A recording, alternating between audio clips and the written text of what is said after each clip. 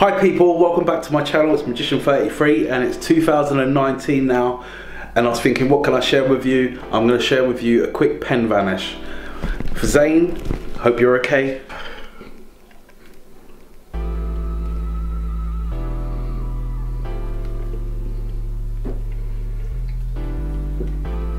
Pretty cool, I think. It's better done with two hands, but I think you get the picture. Okay, so how's it done? Let's do this upside down. So you're bringing the pen into a thumb clip here, and that's how the vanish works. So from upside down, you bring it downward motion. On the upward motion, you're releasing all your fingers and just clipping it with your thumb here. From here it looks like that. Let's get a bit further away so you can see it.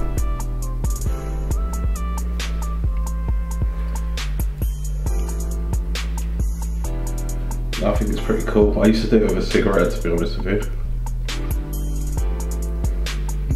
But because of the day, politically correct and all that nonsense. Go over it one last time. From this position, you're going to come over, clip it in between, just in between the crutch. And the further your thumb can stay out like this, the better. With practice, you can make it look like this, I suppose, and just make it appear. So you want your thumb to come out a bit. You don't want to be holding it like this, but just looks on top. Underneath again, we're coming downwards, on the upwards motion, clipping it and pretending like we're throwing it away. To reproduce it, downwards action and produce. So throw away, downwards action to reproduce. From this action, from this side again, bam, vanish, reappear. So the bigger movement covers the smaller movement of this. So if you want to cover any kind of magical move, you want to do like a big move. I think that looks pretty magical. Hope you enjoyed it.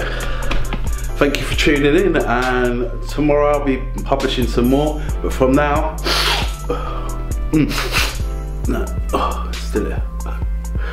Alright, thank you people. Oh. I'll see you tomorrow.